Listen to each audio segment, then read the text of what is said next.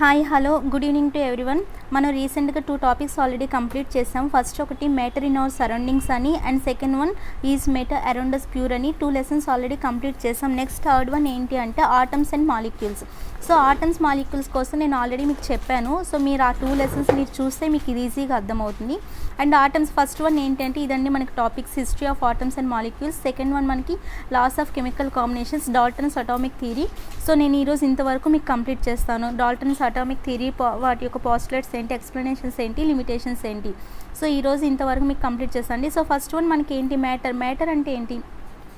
ఇప్పుడు మీ సరౌండింగ్స్లో ఉన్న ఎవ్రీ ఐటెం కూడా మీకు అది మ్యాటర్ అవుతుంది. సపోజ్ మీరు చేతిలో ఉన్న మొబైల్ కానీ ఇవన్నీ ఏమవుతాయండి, మ్యాటర్ కదా. సో మ్యాటర్ అంటే ఏంటి మనకి, ఇప్పుడు మనకి మ్యాటర్ అంటే ఇప్పుడు జస్ట్ సపోజ్ మీరు ఒక పెన్ని తీసుకోండి. పెన్ను తీసుకుంటే ఏమవుతుంది, ఆ పెన్కి ఒక మాస్ అనేది ఉంటుంది కదండి. సో మనకి మ్యాటర్ అంటే ఖచ్చితంగా అది ఒక మాస్ని కలిగి ఉండాలి. And next one second one ఏంటి, మ్యాటర్ యొక్క ఫీచర్స్ ఏంటి అంటే ఇప్పుడు సపోజ్ ఇక్కడ మీకు ఒక బెంచ్ ఆర్ టేబుల్ అనేది ఉంది. ఈ టేబుల్ పైన మీకు చాలా థింగ్స్ అనేవి ఇక్కడ మీరు ఆల్రెడీ ఇక్కడ పెట్టుంచారు. ఇక్కడ మీకు పెన్ను పెట్టడానికి అక్కడ మీకు ప్లేస్ లేదు. అప్పుడు ఏం చేయాలి, పెన్ అక్కడ మీరు పెట్టాలంటే అక్కడ ఏదో ఒక దాన్ని మీరు అక్కడ తీసేయాలి. అంటే పెన్ అనేది ఒక కొంత స్పేస్ అనేది ఆక్యుపై చేస్తుంది కదండి. అంటే సెకండ్ ఫీచర్ ఏంటి అంటే స్పేస్ అనేది ఆక్యుపై చేస్తుంది, కొంత స్పేస్ అనేది అది ఆక్యుపై చేస్తుంది. అండ్ థర్డ్ వన్ ఏంటంటే మనకు ఆల్రెడీ 5 సెన్సెస్ ఉంటాయి. విజన్ గురించి అని అండ్ స్మెల్ గురించి అని మనకి ఇలా 5 సెన్సెస్ ఉంటాయి కదా. At least one of the sense అనేది మనకి ఉండాలి. అంటే మీరు ఇప్పుడు పెన్ ఉంది, పెన్ని మీరు చూడగలుగుతున్నారు, అది కూడా ఒక సెన్స్ కదండి. సో ఇలా మనకి 3 ఫీచర్స్ ఉంటే దాన్ని మనం ఏంటంటామంటే మ్యాటర్ అంట. అంటే మ్యాటర్ అంటే మనకి మాస్ ఉండాలి, అండ్ అదొక స్పేస్, ఒక కొంత స్పేస్ అనేది ఆక్యుపై చేయాలి. And next one of the 5 senses, మనకి ఏదో ఒక 5 సెన్సెస్లో ఒకటైనా అట్లీస్ట్ మనకు అది కలిగి ఉండాలి. ఇలా అయితే మనం మ్యాటర్ అంటాం కదా. సో సపోజ్ ఇక్కడ ఒక పార్టికల్, ఇక్కడ ఒక ఆబ్జెక్ట్ ఉంది అనుకుందాం. ఈ ఆబ్జెక్ట్కి ఇక్కడ చూసుకుంటే దీన్ని ఇంకా మనం డివైడ్ చేస్తున్నాం. ఇంకా ఇది 2 పార్ట్స్గా ఇంకా డివైడ్ అవుతుంది. ఇంకా దీన్ని డివైడ్ చేస్తే ఇంకా 2 పార్ట్స్, దీన్ని డివైడ్ చేస్తే మళ్ళీ 2 పార్ట్స్. సో ఇలా డివైడ్ అయ్యి చివరికి ఏమవుతుందంటే స్మాల్ పార్టికల్స్ అనేవి మీకు ఉండిపోతాయి. అంటే వాటిని మళ్ళీ మనం డివైడ్ చేయలేమన్నమాట. సో ఇవే ఇంకా టైనీ పార్టికల్స్, ఇంతకన్నా చిన్న పార్టికల్స్కి మనం డివైడ్ చేయలేం. దాన్ని ఏమంటామని మనం ఆల్రెడీ నేర్చుకున్న ఆటమ్ అంటారు. అంటే మ్యాటర్ అనేది ఏంటి, చాలా చాలా టైనీ పార్టికల్స్తో మనకి ఆల్రెడీ అది తయారు చేయబడి ఉంటుందని కూడా ఆల్రెడీ నేర్చుకున్నాం. సో చివరికి ఒక పార్టికల్ అనేది మనం దాన్ని మరి ఇంకా డివిజిబుల్ చేయలేము. అలాంటి స్మాల్ పార్టికల్ని ఏమంటామంటే ఆటమ్ అంటారు. మనకి సెల్ ఎలా మనకి అది ఎలా మనకి అంటే మన బాడీకి సెల్ ఎలా ఇంపార్టెంటో అలానే మ్యాటర్ అనేది ఏంటి అంటే ఆటమ్ అనేది ఏంటి, మ్యాటర్ యొక్క స్మాలెస్ట్ యూనిట్ అనమాట. మ్యాటర్ యొక్క స్మాలెస్ట్ యూనిట్ అనేది ఏంటి అంటే ఆటమ్ కన్నా ఇంకా మనం దాన్ని ఇంకా డివిజిబుల్ చేయలేము. అండ్ ఆటమ్ కలిస్తే ఏమవుతుంది, ఆ రెండింటి యొక్క కాంబినేషన్ వల్ల మనకి మాలిక్యూల్ అనేది తయారవుతుందని మనం ఇలా ఆల్రెడీ ప్రీవియస్ క్లాసెస్లో నేర్చుకున్నాం. అంటే మాలిక్యూల్ అంటే 1 ఆటమ్ అండ్ సెకండ్ ఆటమ్, అంటే ఒక్కొక్క ఆటమ్ కలిపి కాంబినేషన్గా తయారైతే దాన్ని ఏమంటామంటే మాలిక్యూల్ అంటాం. ఇవి ఆల్రెడీ మనం నేర్చుకున్నాం. సో దీని యొక్క హిస్టరీ ఏంటి, history of atoms and molecules గురించి చూసుకుంటే చూడండి ఈ స్లైడ్లో మీకు history of atoms and molecules. So history of atoms and molecules అంటే మనకి ఏన్షియంట్ థాట్స్ ఎలా ఉండేవి అంటే ఈ ఆటమ్స్ గురించి కానీ మాలిక్యూల్స్ గురించి కానీ చూడండి ఇవన్నీ మీకు ఆల్రెడీ చెప్పిందే. ఇందులో ఇప్పుడు ఇక్కడ ప్లాంట్ ఉంది, ప్లాంట్ అనేది ఏంటి, అది ఒక ఆటమ్ అవుతుంది. ఇక్కడ ల్యాప్టాప్ ఉంది, అదొక ఆటమ్ అవుతుంది. అలానే అక్కడ పర్సన్ కూడా, అంటే ఆ సన్ కానీ ఇవన్నీ మీకు ఆటమ్ అవుతాయని ఆల్రెడీ ఫస్ట్ టాపిక్లో చెప్పాను. ఇవంతా ఒక మనకి మ్యాటర్ అవుతుందని ఆల్రెడీ చెప్పాను. సో మనకి ఏన్షియంట్స్ ఏమని చెప్పారంటే వాళ్ళ థాట్స్ ఏమున్నాయంటే ఇక్కడ ఫస్ట్ వన్ ఎవరంటే మహర్షి కన్నడ్. ఈయన ఒక ఫిలాసఫర్. ఈయన 900 BCలో ఈయన ఏం చెప్పారంటే, అంటే ఈయన కానీ నెక్స్ట్ ఇంకా కొందరు గ్రీక్ ఫిలాసఫర్స్ ఉన్నారు, లూసిపస్ కానీ లెస్ డెమోక్రటిస్ కానీ, వీళ్ళందరూ ఏం చెప్పారంటే ఆటమ్ అనేది చాలా స్మాలెస్ట్ పార్టికల్ అనేది, అంటే మ్యాటర్ని ఇంకా డివైడ్ చేస్తే లాస్ట్కి ఒక పార్ట్ మనం డివైడ్ చేయలేము, దాన్నే ఆటమ్ అని చెప్తారు. ఆటమ్ని వీ కాన్ డివిజిబుల్, అంటే మనం దాన్ని డివిజిబుల్ చేయలేము, ఇంకా అదే స్మాలెస్ట్ పార్టికల్, దాన్ని ఆటమ్ అంటారని చెప్పి వీళ్ళు ముగ్గురు మనకు ఆల్రెడీ చెప్పారు. అంటే ఏన్షియంట్ థాట్స్ అనమాట ఇలా ఉండేవి. నెక్స్ట్ దీని తర్వాత ఎవరు వచ్చారంటే కాత్యాయామ అనే సైంటిస్ట్ వచ్చారండి. ఈయన కూడా ఒక ఫిలాసఫర్. సో ఈయన ఏం చెప్పారు అంటే ఆటమ్ గురించి, ఆటమ్ అనేది ఫ్రీ స్టేట్లో ఎగ్జిస్ట్ కాదని చెప్పి ఈయన చెప్పారు.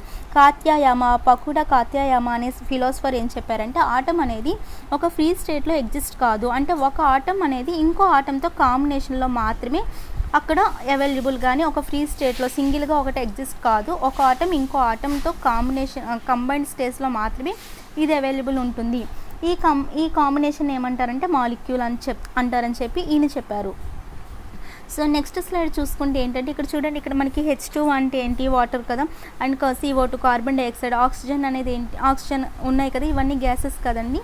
సో ఇక్కడ మనకి చూసుకుంటే ఇక్కడ ఏమవుతుంది అంటే ఆటం అనేది మనకి ఎలా అంటే ఆటం కాంబినేషన్ కలిస్తే ఏమవుతుంది, మాలిక్యూల్ అవుతుందని చెప్పాను. సో ఇక్కడ నేనేం చెప్తున్నాను అంటే ఇక్కడ మనకి H2 అంటే ఎన్ని హైడ్రోజన్స్ ఉంటాయి, 2 హైడ్రోజన్స్, ఒక ఆక్సిజన్ ఉంటుంది. అలానే CO2లో ఓన్లీ 1 కార్బన్ 2 ఆక్సిజన్స్ ఉంటాయి. అలానే ఆక్సిజన్లో 2 ఆక్సిజన్స్ ఉంటాయి కదా. సో ఇక్కడ నేనేం చెప్తున్నానంటే ఈ ఆక్సిజన్ని నేను ఎలిమెంట్ అని చెప్తున్నాను. ఈ ఆక్సిజన్ అంటే ఇక్కడ ఆక్సిజన్ ఇదొక ఆటం కదండి, ఇదొక ఆటం, అలానే ఈ ఆక్సిజన్ ఒక ఆటం. ఈ ఆటం కలిపి ఇక్కడ ఆక్సిజన్ అని ఎలిమెంట్ని ప్రిపేర్ చేశాను నేను చెప్తున్నా. ఇక్కడ ఎలిమెంట్ ఎందుకన్నానో కూడా చెప్తాను. అండ్ నెక్స్ట్ ఇక్కడ ఏంటి, ఒక ఆక్సిజన్, ఒక కార్బన్ అండ్ ఇంకొక ఆక్సిజన్. ఇక్కడ 3 ఆటమ్స్ ఉన్నాయి కదా, అంటే ఆక్సిజన్ ఒక ఆటం, కార్బన్ డైఆక్సైడ్ కార్బన్ ఒక ఆటం, అండ్ ఇంకో ఆక్సిజన్ ఇంకో ఆటం. ఈ 3 కలిసి ఏం ఫామ్ చేశాయి అంటే ఇక్కడ CO2ని నేను ఎలిమెంట్ అని చెప్పట్లేదు, కాంపౌండ్ అని చెప్తున్నాను. అదే ఆక్సిజన్ అయితే ఎలిమెంట్ ఫామ్ చేశాను చెప్పాను. అలా ఇక్కడ CO2 అయితే కాంపౌండ్ అని చెప్తున్నాను. అండ్ నెక్స్ట్ చూడండి, ఇక్కడ H2O అని ఉంది. H2O ఉన్నప్పుడు ఇక్కడ ఎన్ని హైడ్రోజన్స్ ఉన్నాయి, 2 హైడ్రోజన్స్ ఉన్నాయి, ఒక ఆక్సిజన్ ఉంది. సో ఇక్కడ అంటే హైడ్రోజన్ అనేది ఒక ఆటం, ఇంకో హైడ్రోజన్ ఒక ఆటం, అండ్ ఆక్సిజన్ అనేది ఒక ఆటం కదండి. ఇక్కడ ఈ 3 కలిపి కూడా మీకు ఏం ఫామ్ చేశాయంటే H2O అనేది ఒక కాంపౌండ్ అని చెప్తున్నాం. అంటే ఇక్కడ నేను ఇక్కడ ఆటం కాంబినేషన్ ఇక్కడ ఎలిమెంట్ వచ్చింది, ఇక్కడ ఆటం కాంబినేషన్ ఇక్కడ కాంపౌండ్ వచ్చింది, అండ్ ఫస్ట్ వన్లో కూడా మీకు కాంపౌండ్ వచ్చింది. అంటే వీటి యొక్క డిఫరెన్స్ ఏంటి, ఆటం వల్ల ఎలిమెంట్ ఎలా వచ్చింది, ఆటం వల్ల కాంపౌండ్ ఎలా వచ్చింది అంటే ఇప్పుడు ఆటమ్స్ అన్నీ కలిపి మీకు మాలిక్యూల్స్ తయారు చేస్తాయి కదా. సో కాంపౌండ్ అనే ఇక్కడ ఆటం H2Oలో కూడా ఆటం కాంబినేషన్ మీకు కాంపౌండ్ వచ్చింది. అంటే ఆటమ్స్ కాంబినేషన్ అనేది మీకు మాలిక్యూల్ కదా. సో కాంపౌండ్ అనేది కూడా ఒక మాలిక్యూల్నే. అండ్ ఇక్కడ కూడా చూడండి, కార్బన్ డైఆక్సైడ్లో కూడా అంతే, CO అది కూడా ఆటమ్స్ కాంబినేషనే. సో ఆటమ్స్ కాంబినేషన్ అంటే ఏమవుతుంది, సో కాంపౌండ్ అనేది కూడా ఒక మాలిక్యూల్నే. అండ్ ఇక్కడ కూడా ఆటం కాంబినేషన్, ఎలిమెంట్ అనేది కూడా ఒక మాలిక్యూల్నే. కానీ ఈ మాలిక్యూల్ కాంపౌండ్స్ ఏంటి, ఎలిమెంట్స్ ఏంటి అంటే మనకి మాలిక్యూల్స్ అనేవి 2 టైప్స్లో ఉంటాయి. ఫస్ట్ వన్ మనకి మాలిక్యూల్స్ అనేవి 2 టైప్స్లో మనకు అక్కడ ఫామ్ అవుతాయి. కాంపౌండ్లో అయినా ఫామ్ అవ్వచ్చు, లేదంటే ఎలిమెంట్స్లో అయినా ఫామ్ అవ్వచ్చు. అంటే ఎలిమెంట్స్లో అంటే ఎలా అంటే ఇప్పుడు సేమ్ టైప్ ఆఫ్ ఆటమ్స్ అనుకోండి, అది ఎలిమెంట్ అంటాం. అలా కాకుండా డిఫరెంట్ టైప్స్ ఆఫ్ ఆటమ్స్తో తయారైంది అనుకోండి, దాన్ని ఏమంటామంటే కాంపౌండ్ అంటాం. ఇప్పుడు CO2 ఉంది, ఒక కార్బన్ ఉంది, 2 ఆక్సిజన్ ఆటమ్స్. సో అక్కడ డిఫరెంట్ కాబట్టి అది అక్కడ కాంపౌండ్ అవుతుంది. అలా కాకుండా ఓన్లీ ఆక్సిజన్ తీసుకున్నాం అనుకోండి, అది ఆక్సిజన్ అంటే ఓన్లీ 1 టైప్ ఆఫ్ ఆటమ్ కాబట్టి అది అక్కడ ఎలిమెంట్ అంటాము.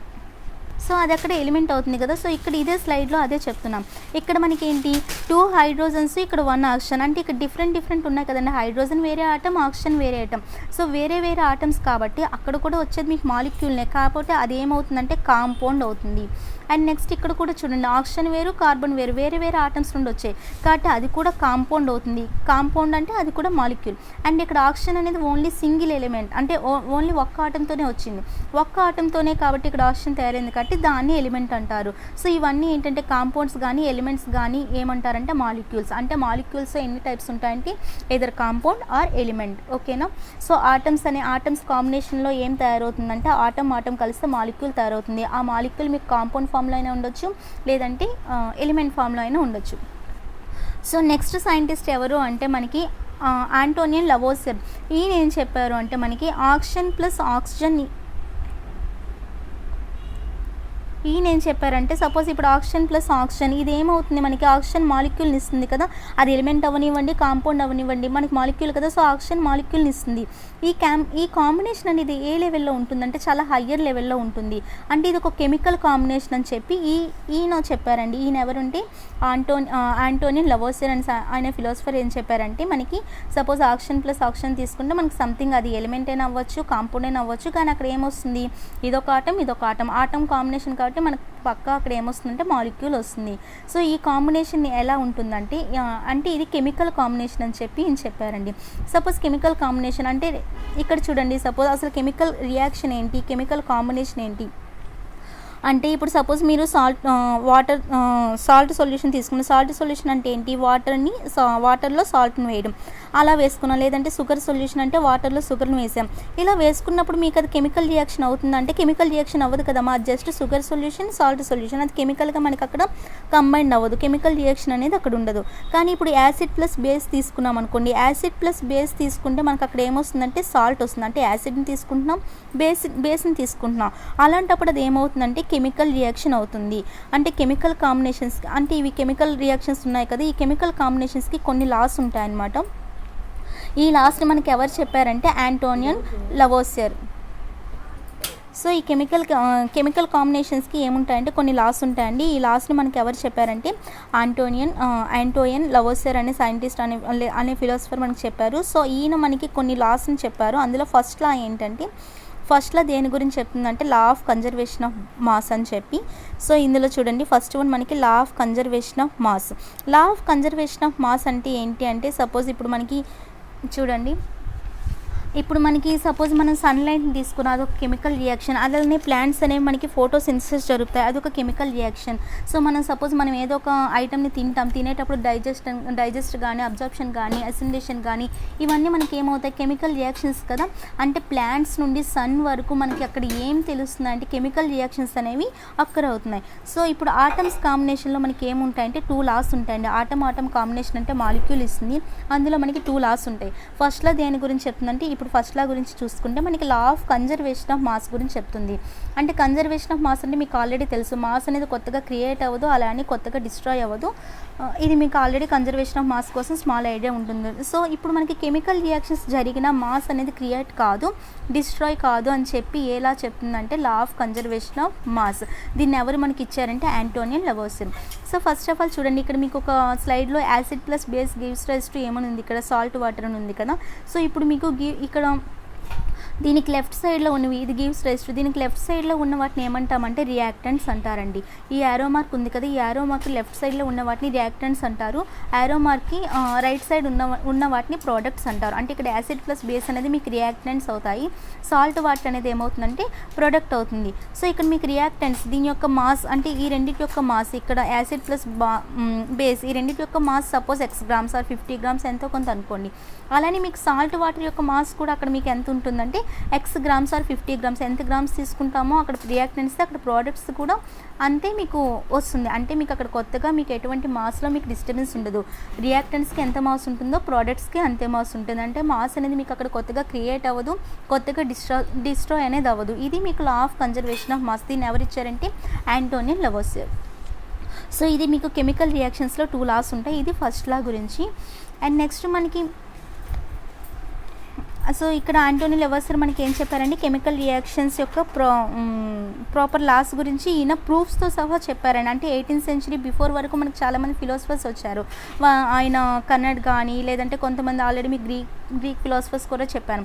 కానీ వీరు ఏంటంటే ఎక్స్పెరిమెంట్తో వీరు ప్రూవ్ చేయలేదు. కానీ ఈ ఆంటోనియన్ లవోసియర్ అనే ఫిలాసఫర్ ఏం చేశారంటే ఈ కెమికల్ రియాక్షన్స్కి ప్రాపర్ లాస్ని చెప్పారు, విత్ ప్రూఫ్స్ అనమాట.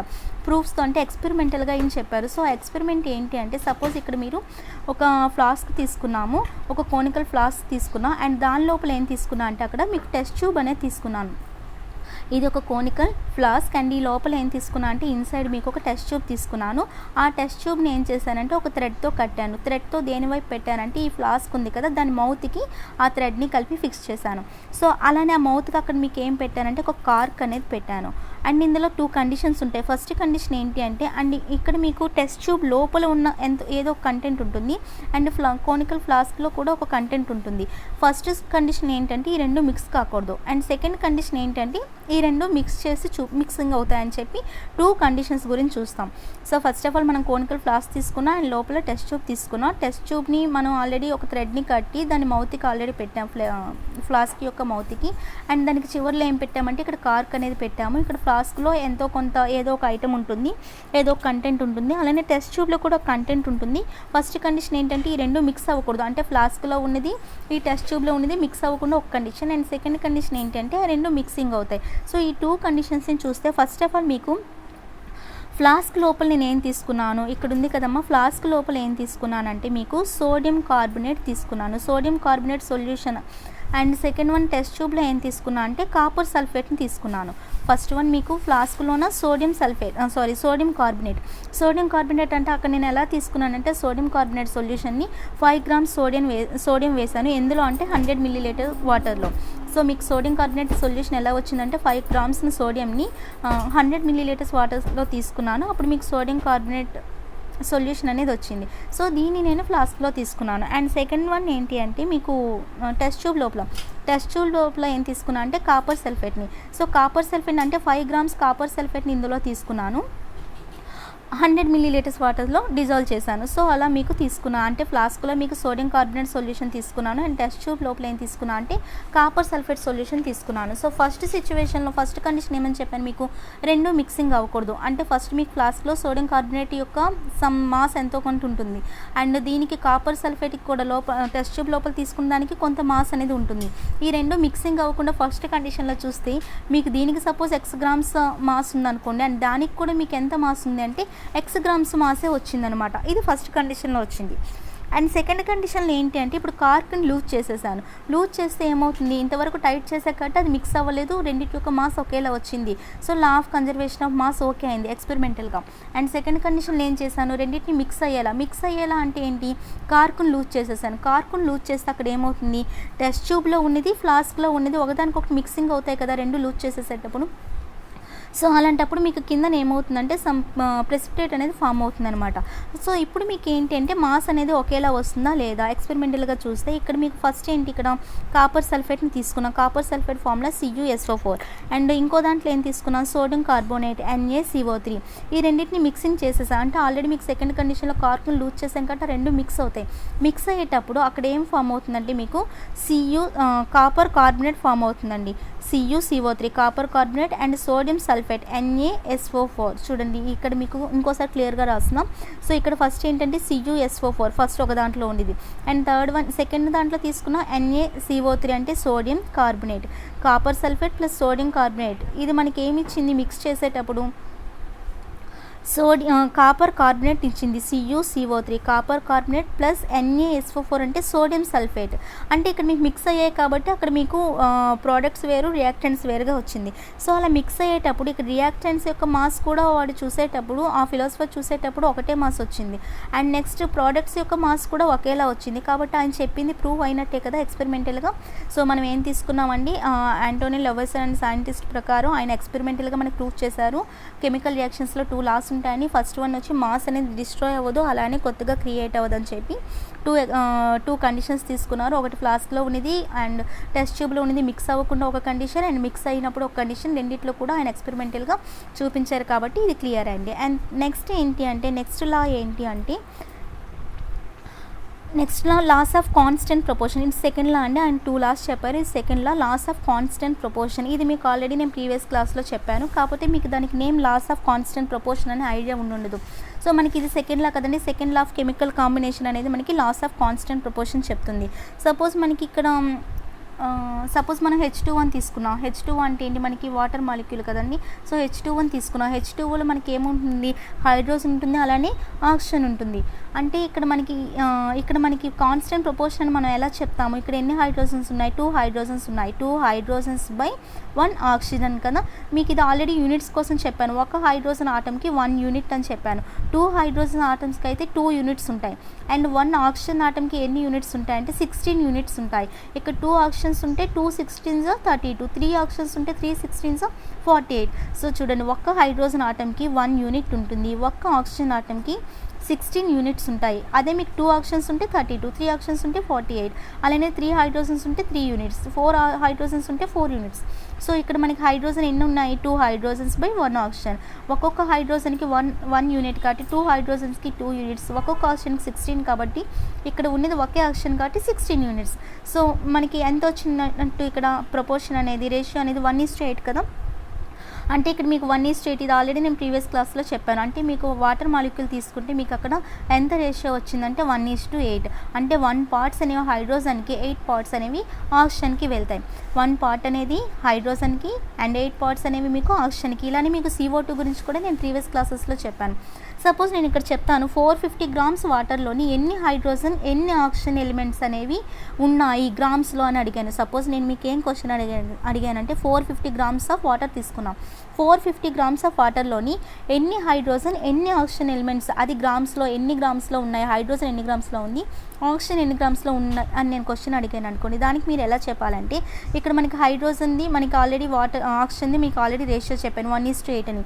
1 అనేది హైడ్రోజన్కి రిలేటెడ్, 8 అనేది ఆక్సిజన్కి రిలేటెడ్ అని. సో ఈ రెండింటిని కలిపితేనే కదా మనకు అక్కడ వాటర్ అనేది వస్తుంది. ఈ రెండింటిని అంటే ఇది 1x అనుకోండి, ఇది 8x అనుకోండి. అంటే 1x ప్లస్ 8x అంటే ఎంత అవుతుంది? 9x. ఇదంతా దేనికి ఈక్వల్ అవుతుందంటే మనకి 450 గ్రామ్స్ ఆఫ్ వాటర్కి ఈక్వల్ అవుతుంది. వాటర్ అంటే మనకు మొత్తం ఉండేది 450 గ్రామ్స్ కదా, అందులో మనకి ఎన్ని పార్ట్స్ ఉన్నాయి? వాటర్, హైడ్రోజన్ అనేది 1 పార్ట్, 8 పార్ట్స్ అనేది ఆక్సిజన్. సో టోటల్ కంబైన్ చేస్తే 9 పార్ట్స్ అంటే 9x అనేది ఎంతకి ఈక్వల్ అవ్వాలంటే 450 గ్రామ్స్కి. అంటే x అనేది అప్పుడు ఎంత వస్తుందండి మనకి? 50 కదా, x అనేది మనకి 50 గ్రామ్స్ వస్తుంది. x అనేది 50 గ్రామ్స్ వస్తే మనకి 1:8 కదా ఇక్కడ రేషియో. అంటే ఇది 1x, ఇది 8x. ఇది మనకి హైడ్రోజన్ రిలేటెడ్, ఇది ఆక్సిజన్ రిలేటెడ్. సో x అనేది మనకి 50 వచ్చింది. 1x అంటే 1 × 50 50 గ్రామ్స్. అండ్ ఇక్కడ 8 × 50 400 గ్రామ్స్. అంతే కదా. ఆల్రెడీ చూడండి, మీకు ఇది యాడ్ చేస్తే మీకు అదే వస్తుంది. ఆల్రెడీ టోటల్ వాటర్ మాలిక్యూల్ యొక్క ఎంత మీకు తీసుకున్నాను నేను? 450 గ్రామ్స్ తీసుకున్నా. ఇక్కడ కూడా 50 + 400 తీసుకుంటే 450 గ్రామ్స్ వస్తుంది. సో మీకు అంటే మీకు ఆక్సిజన్ ఎంత వచ్చింది, హైడ్రోజన్ ఎంత వచ్చిందని సెపరేట్గా తెలియడానికి ఇది ప్రాసెస్. సో ఇది దీని గురించి అండి. అండ్ సెకండ్ మనకి లాస్ ఆఫ్ కాన్స్టెంట్ ప్రపోర్షన్ అంటే ఏవేవి ఎంత రేషియోలో తీసుకోవాలి, అది ఒకే రేషియోలో తీసుకోవాలి. ఇప్పుడు హైడ్రోజన్ నాకు నచ్చినట్టు నేను 3లో తీసుకుంటాను, ఆక్సిజన్ 16లో తీసుకుంటా అంటే అవ్వదు. దానికి ఫిక్స్డ్ రేషియో ఎంతంటే 1:8. ఈ రేషియోలో మాత్రమే, అంటే కాన్స్టెంట్ ప్రపోర్షన్ రేషియోలోని మనం తీసుకోవాలి. అండ్ నెక్స్ట్ ఏంటంటే ఇవంతా మీకు ఆల్రెడీ చెప్పేశాను. సో ఇదంతా నేను చెప్పిందంతా మీకు ఈ స్లైడ్లో చూపించాను. అండ్ నెక్స్ట్ ఇది మనకి నో నీడ్. నెక్స్ట్ ఏంటి అంటే Dalton's atomic theory. So Dalton's atomic theory ఏంటంటే చూడండి, స్లైడ్లో మీకు అక్కడ సబ్ హెడింగ్ అనేది పోయింది. ఇదంతా మనకి దేని గురించి చెప్తుందంటే next Dalton's atomic theory. So Dalton's atomic theory అంటే మనకి అంటే ఇప్పుడు మనం ఆల్రెడీ ఏం చూసాం? లాస్ ఆఫ్ కెమికల్ కాంబినేషన్ చూసాం కదా. అండ్ ఇందులో మనం ఏం చూసాం? లాస్ ఆఫ్ కెమికల్ కాంబినేషన్స్లో ఇండియన్స్ అండ్ గ్రీక్ ఫిలాసఫర్స్ గురించి చూసాం. వాళ్ళు ఏం చెప్పారు? మ్యాటర్ గురించి. మ్యాటర్ అంటే ఆటం కోసం వాళ్ళు కొన్ని ఫిలాసఫీస్ చెప్పారు. అంటే వాళ్ళకి సపోర్ట్ చేయడానికి ఇవి ఏంటంటే మనకి యూజ్ అవుతాయి, కెమికల్ కాంబినేషన్స్ అనేవి యూజ్ అవుతాయండి. ఇండియన్ అండ్ గ్రీక్ ఫిలాసఫర్స్ చూసాము, వాళ్ళు ఆటం కోసం ఆల్రెడీ కొన్ని ఫిలాసఫీస్ చెప్పారు. వాళ్ళకి సపోర్ట్గా ఏముంటాయంటే మనకి కెమికల్ కాంబినేషన్స్ అనేవి ఉంటాయి. దీని నెక్స్ట్ స్టెప్ ఏంటంటే మనకి లాస్ ఆఫ్ కెమికల్ కాంబినేషన్. వీటికి మనకి సూటబుల్ ఎక్స్పెరిమెంట్స్ అనేవి మనం ఆల్రెడీ చూసాం. అండ్ నెక్స్ట్ ఏంటంటే డాల్టన్ అనే సైంటిస్ట్ ఒక థియరీని చెప్పారు. దాన్ని ఏమంటామంటే మన డాల్టన్ అటామిక్ థియరీ. ఈ థియరీలో మనకి ఏం తెలుస్తుందంటే మ్యాటర్ అనేది నేచర్ నుండి మనకు వచ్చిందని చెప్పి అంటే ఈయన దేని మీద బేస్ చేసుకొని చెప్పారు అంటే మనకి డాల్టన్ అనే సైంటిస్ట్ ఈయన 3 బేసిస్ తీసుకున్నాడు. ఫస్ట్ వన్ ఏంటంటే డివిజిబిలిటీ ఆఫ్ మ్యాటర్ గురించి, అండ్ సెకండ్ వన్ ఏంటంటే ఆటమ్స్ గురించి, థర్డ్ వన్ ఏంటంటే ఇక్కడ లాస్ ఆఫ్ కెమికల్ కాంబినేషన్ అండి. డాల్టన్స్ అటామిక్ థియరీ 3 మీద డిపెండ్ అయి ఉంటుంది. First one divisibility of matter మీద, అండ్ సెకండ్ వన్ ఆటమ్స్ మీద, third one law of chemical combination మీద. సో మనకి కొన్ని పాస్టులేట్స్ ఉన్నాయండి. Postulates of Dalton theory first one ఏంటంటే ఆయన కొన్ని 6 అంటే కొన్ని చెప్పారండి పాస్టులేట్స్ ఆఫ్ డాల్టన్ థియరీ. ఇక్కడ కూడా మీకు స్లైడ్ పైన సబ్ హెడింగ్ మిస్ అయింది. సో ఫస్ట్ వన్ ఏంటంటే all matter is made up of very tiny particles called atoms. ఇది మీకు ఆల్రెడీ చెప్పాను.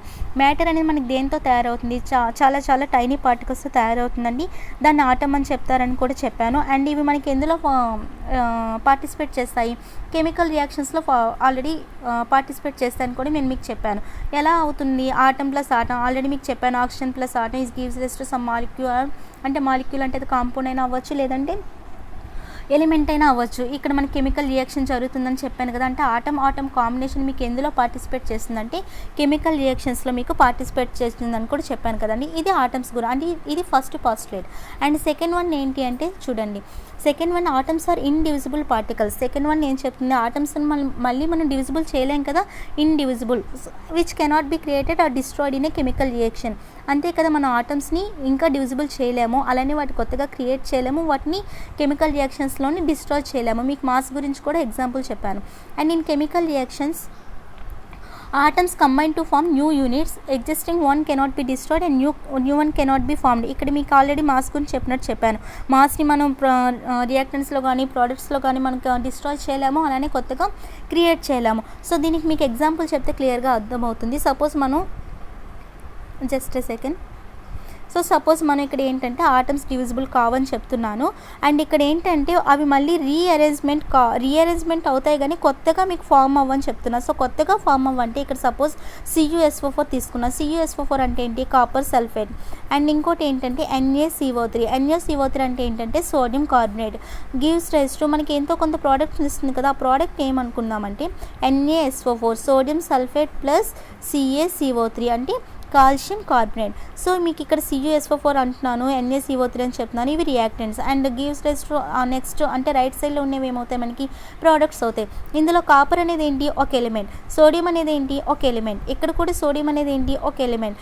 ఇవి ఈ రియాక్టెంట్స్ ప్రోడక్ట్స్ వదిలేయండి. సో ఇక్కడ ఏంటి మనకి కాపర్ అనేది ఒక ఎలిమెంట్, సోడియం అనేది ఒక ఎలిమెంట్ కదా. అంటే ఇక్కడ ఏంటి మనకి సేమ్. అండ్ ఇక్కడ CuSO4 అనేది ఏమవుతుంది మనకి అక్కడ కాంపౌండ్ అవుతుంది. అలానే NaCO3 అనేది ఏమవుతుంది, ఒక కాంపౌండ్ అవుతుంది. అంటే అక్కడ ఆటమ్స్ డిఫరెంట్ కదండి, అక్కడ అది కాంపౌండ్ అవుతుంది. సో ఇక్కడ మనకి కాపర్ అనే ఎలిమెంట్ ఎక్కడికి వెళ్ళింది అంటే ఇక్కడ మనకి ప్రోడక్ట్స్లో మనకి ఎక్కడికి వచ్చింది, కాపర్ అనే ఎలిమెంట్ కార్బోనేట్తో మిక్స్ అయింది. అండ్ ఇక్కడ సోడియం అనే ఎలిమెంట్ దేంతో మిక్స్ అయింది, సల్ఫేట్తో మిక్స్ అయింది. అబ్జర్వ్ చేస్తున్నారు, ఇక్కడ కాపర్ అనేది ముందు సల్ఫేట్తో ఉంది, కాపర్ సల్ఫేట్. అండ్ ఇక్కడ సోడియం అనేది కార్బోనేట్తో ఉంది, సోడియం కార్బోనేట్. అవి రియాక్టెంట్స్గా ఉన్నప్పుడు అండ్ వాటి మధ్య కెమికల్ రియాక్షన్ జరిగి ఎలా ఫామ్ అయ్యాయి, సోడియం సల్ఫేట్గా అండ్ ఇంకోటి కాపర్ కార్బోనేట్గా ఫామ్ అయ్యాయి. సో ఇక్కడ మనకి దేంతో అవి దేంతో అవి మనకి కలిసాయండి, ఇక్కడ మనకి కాపర్ అనేది కార్బోనేట్తో మిక్స్ అయింది. అండ్ ఇక్కడ సోడియం అనేది సల్ఫేట్తో మిక్స్ అయింది కదా. అంటే ఇక్కడ మనకి కాపర్ ఎలిమెంట్ అనేది కార్బోనేట్ దగ్గరికి వెళ్ళింది. అంటే ఏంటి, కాపర్ యొక్క ఆటమ్స్ అన్నీ కూడా వెళ్ళిపోతాయి కదా. ఎలిమెంట్ అంటే ఏంటి, మనకి చాలా సేమ్ టైప్ ఆఫ్ ఆటమ్స్ అన్నీ కలిపి మనకి ఎలిమెంట్ని ఫామ్ చేస్తాయి. సో ఇక్కడ కాపర్ ఎలిమెంట్ అనేది కార్బోనేట్ దగ్గరికి వెళ్ళింది అంటే అక్కడ అర్థం ఏంటి, కాపర్ ఆటమ్స్ అన్నీ కూడా వెళ్ళిపోతున్నట్టే కదా. సో మనకు అప్పుడు ఏం ఫామ్ అయిందంటే ఇలా మనకి కాల్షియం కార్బోనేట్ అనే కాంపౌండ్ అనమాట ఫామ్ అయింది. కాల్షియం కార్బోనేట్ అనేది ఫామ్ అయింది. Copper carbonate. అండ్ నెక్స్ట్ ఏంటంటే ఇక్కడ సోడియం ఎలిమెంట్ తీసుకున్నాం. సో సోడియం ఎలిమెంట్ అనేది సల్ఫేట్ దగ్గరికి వెళ్ళిందంటే అక్కడ సోడియం ఎలిమెంట్ అంటే ఏంటి, సోడియం ఎలిమెంట్ సల్ఫేట్ దగ్గరికి వెళ్ళడం అంటే అక్కడ అర్థం ఏంటి, సోడియం ఆటమ్స్ అన్నీ కూడా దాని దగ్గరికి వెళ్ళిపోతాయి. అప్పుడు మనకు అక్కడ ఏ కాంపౌండ్ ఫామ్ అయింది, సోడియం సల్ఫేట్ అనే కాంపౌండ్ అనమాట ఫామ్ అయింది. సో రియాక్టెంట్స్ ముందు మనకి ఎలా ఉన్నాయి, కాపర్ అనేవి సల్ఫేట్తోని, సోడియం అనేది కార్బోనేట్తో ఉంది. కానీ రియాక్షన్ తర్వాత ఏమైంది, కాపర్ అనేది కార్బోనేట్తోని, సోడియం అనేది సల్ఫేట్తోని మిక్స్ అయింది కదా. సో మనకి ఆటమ్స్లో మనకి న్యూ ఫార్మేషన్ ఏమీ జరగలేదు, అటుదిటు ఇటుదిటు జస్ట్ రీఅరేంజ్మెంట్ మాత్రమే జరిగింది. సో ఈ రీఅరేంజ్మెంట్ వల్ల మనకి ఏమవుతుందంటే మాస్ అనేది కన్జర్వ్ అవుతుంది. అంటే మాస్ అనేది మీకు అక్కడ కొత్తగా ఏమీ క్రియేట్ అవ్వదు, కొత్తగా ఏమీ డిస్ట్రాయ్ అవ్వదు. మాస్ అనేది దీని ముందు రియాక్టెంట్స్లో ఎంత మాస్ ఉంటుందో ప్రోడక్ట్స్లో కూడా అంతే మాస్ ఉంటుంది. రీజన్ ఏంటి అంటే అక్కడ మీకు కొత్తగా ఆటమ్స్ అనేవి న్యూ ఫార్మేషన్ ఏం జరగట్లేదు, ఓన్లీ జస్ట్ రీఅరేంజ్మెంట్ జరిగింది. దానివల్ల మనకి మాస్ అనేది కన్జర్వ్ అవుతుంది. ఇది మనకి సెకండ్ పాస్టులేట్ గురించి అండి డాల్టన్స్ థియరీలో. అండ్ థర్డ్ ఏంటి అంటే ఇదంతా సెకండ్దేనమ్మా. అండ్ థర్డ్ ఏంటి అంటే atoms of given element are identical in mass and chemical properties. అంటే ఇప్పుడు సపోజ్ ఆక్సిజన్ తీసుకున్నాం, ఆక్సిజన్ అక్కడ మీకు ఎలా ఫామ్ అయింది, 2 ఆక్సిజన్ ఆటమ్స్ వల్ల ఫామ్ అయింది కదా. ఇది ఎలిమెంట్ అంటున్నా, ఎందుకు ఎలిమెంట్ అంటున్నా, ఇక్కడ మనకి ఓన్లీ సేమ్ ఆటంతో ఉంది కాబట్టి అది మనకి ఎలిమెంట్. అంటే ఇది మాలిక్యూలే కానీ ఇది మనకి ఎలిమెంట్ అని తెలుసు. అంటే ఎలిమెంట్తో ఉన్న ఇందులో చాలా ఎలిమెంట్స్ ఉంటాయి కదండి. ఈ ఎలిమెంట్స్లో అంటే చాలా ఆటమ్స్ ఉంటాయి కదా. ఈ ఎలిమెంట్ ఉంది అంటే ఇందులో చాలా ఆటమ్స్ ఉంటాయి. ఆ ఆటమ్స్ అన్నీ ఎలా ఉంటాయని చెప్తున్నారంటే ఈయన మాస్తో చూస్తున్నా, అంటే ఒక్కొక్క ఆటం యొక్క మాస్ కానీ ఒక్కొక్క ఆటం యొక్క కెమికల్ ప్రాపర్టీస్ కానీ ఐడెంటికల్ అంటే సేమ్. ఇప్పుడు లైక్ ట్విన్స్ చూసారనుకోండి, ఈ అబ్బాయి సేమ్లా ఉంటారు, లేదంటే సిస్టర్స్ ఇద్దరు ఒకేలా ఉంటారు. అంటే ఐడెంటికల్ అంటే అక్కడ ఏంటంటే సేమ్. అంటే ఒక్కొక్క ఎలిమెంట్లో ఉన్న ఎవ్రీ ఆటమ్ అనమాట ఒకే మాస్ ఒకే కెమికల్ ప్రాపర్టీస్ ఉంటాయని చెప్పి థర్డ్ వన్ చెప్తున్నాడు ఆయన.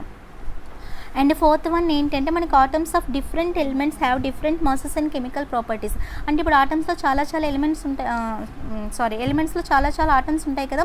వాటికి ఒక్కొక్క దానికి ఒక్కొక్క మాస్ ఉంటుందని, ఒక్కొక్క దానికి ఒక్కొక్క కెమికల్ ప్రాపర్టీస్ ఉంటాయని చెప్తున్నాడు. సపోజ్ ఇక్కడ HCl తీసుకున్నారు, HCl gives rise to H+Cl, hydrogen and chlorine అని ఇక్కడ వస్తుంది.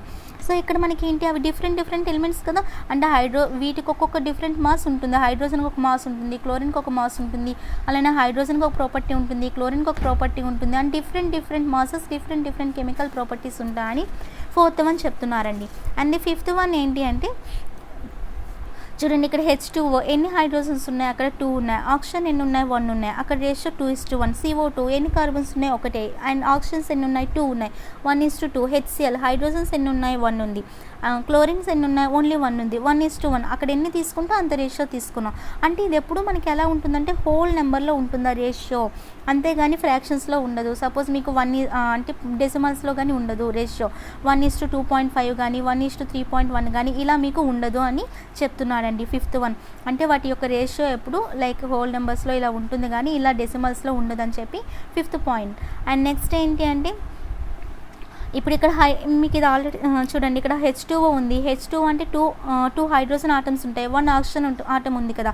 అంటే జస్ట్ ఫార్మేషన్ అలానే ఉండాలి, అంతేగాని నాకు నచ్చినట్టు నేను H2 అంటే 2 బ్రోమిన్ తీసుకుంటాను, 1 క్లోరిన్ తీసుకుంటా అంటే మీకు అక్కడ H2 అనేది ఫామ్ అవ్వదు కదా. అంటే ఎన్ని తీసుకోవాలో అన్నీ తీసుకోవాలి. మీకు అక్కడ వాటర్ ఫామ్ అవ్వాలంటే 2 హైడ్రోజన్స్ తీసుకోవాలి, 1 ఆక్సిజన్ తీసుకోవాలి. అలా అయితేనే మీకు అక్కడ ఫామ్ అవుతుంది. CO2 లేదు, నేను CO2లో నేను క్లోరిన్ తీసుకుంటాను అండ్ ఇంకొక 2 హైడ్రోజన్స్ తీసుకుంటా అంటే అది ఫామ్ అవ్వదు కదా. సో అది ఎలా తీసుకోవాలో మనం అలానే తీసుకోవాలని చెప్పి ఇది 6th గురించి చెప్తుందండి. అంతే కదా. ఇప్పుడు వాటర్ ఉంది, వాటర్ జస్ట్ ఫామ్లో నేను H2O2 అంటే అవ్వదు కదా. H2O2 అంటే అది హైడ్రోజన్ పెరాక్సైడ్, అంటే దానికంటూ ఒక పర్టికులర్ ఫార్ములా ఉంటుంది. అంటే కైండ్స్ ఆఫ్ ఆటమ్స్ అనేది అంటే ఒక కాన్స్టెంట్, అంటే కాంపౌండ్లో కాన్స్టెంట్ ఉంటుందని చెప్పి మనకి ఏం చెప్తున్నారు. ఇది లాస్ట్ గురించి అండి. అండ్ నెక్స్ట్ ఏంటంటే డాల్టన్ మనకి ఇన్ని చెప్పారు కదా, ఒక 6 పాస్టులేట్స్ కోసం మనం చూసాము. సో ఇందులో కొన్ని డ్రాబ్యాక్స్ ఉన్నాయండి, అంటే దీనికి కొన్ని లిమిటేషన్స్ ఉన్నాయి, అలానే దీనికి కొన్ని డ్రాబ్యాక్స్ ఉన్నాయి. ఇవి రేపటి క్లాస్లో చెప్తానండి నేను మీకు. సో అలా యూ టేక్ కేర్.